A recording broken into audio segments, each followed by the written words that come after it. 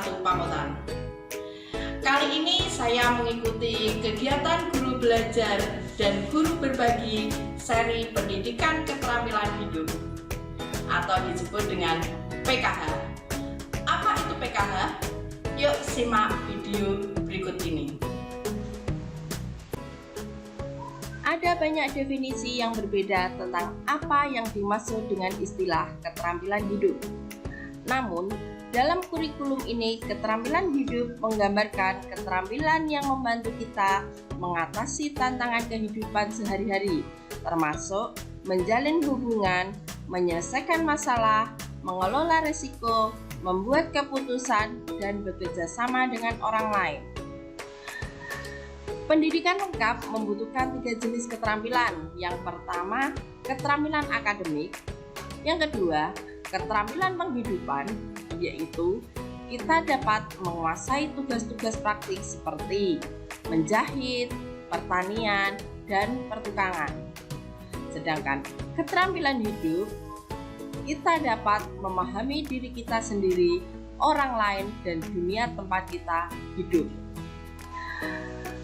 Keterampilan akademik sebagai contoh matematika, ilmu pengetahuan alam, literasi, sejarah, dan lain sebagainya.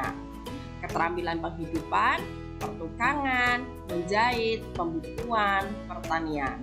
Sedangkan keterampilan hidup yaitu komunikasi, bekerja dalam kelompok, kesadaran diri, dan berpikir kritis. Dikembangkan 13 keterampilan hidup inti dan erat kaitannya dengan pendekatan atau program pendidikan saat ini yang dipromosikan oleh Kementerian Pendidikan dan Kebudayaan. 13 keterampilan hidup dalam PKH itu antara lain mengatur diri sendiri, kreativitas, berpikir kritis, berpartisipasi, berempati, menghargai perbedaan, mengambil keputusan, bernegosiasi, bekerja sama, menyelesaikan masalah, berkomunikasi, resilient, ketangguhan atau ketahanan, dan mengelola stres dan emosi.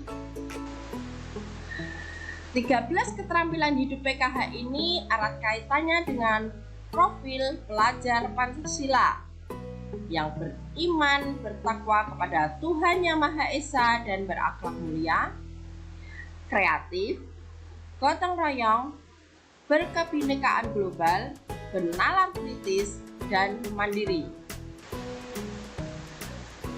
Pendidikan kecakapan hidup melengkapi remaja dengan menginformasi kunci dan kecakapan untuk mengelola resiko dan membuat keputusan dalam hidup mereka.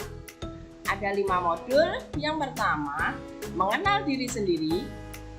Modul yang kedua, membentuk kebiasaan sehat. Modul ketiga, mengembangkan hubungan yang positif. Modul keempat, dunia yang lebih baik.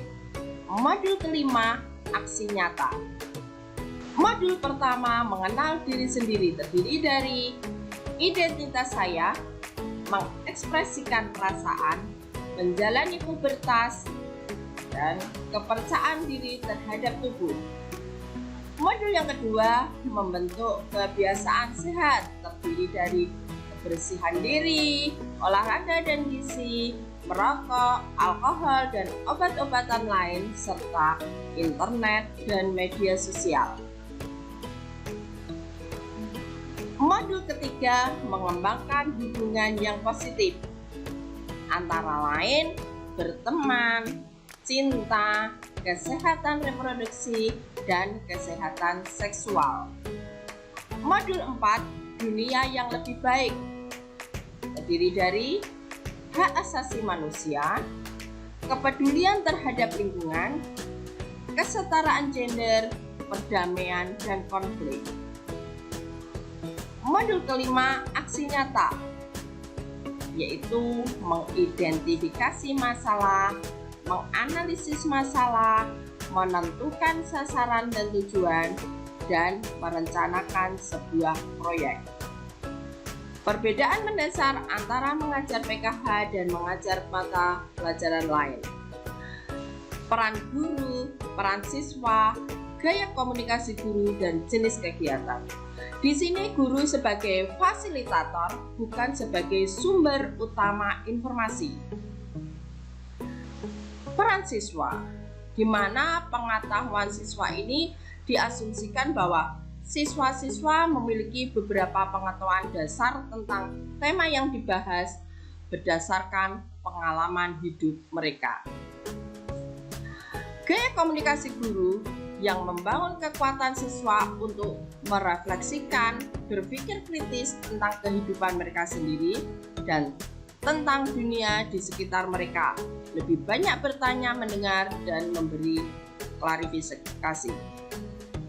Jenis kegiatannya menggunakan berbagai strategi untuk melibatkan peserta didik, yaitu dengan energizer, permainan, diskusi, dan lain-lain.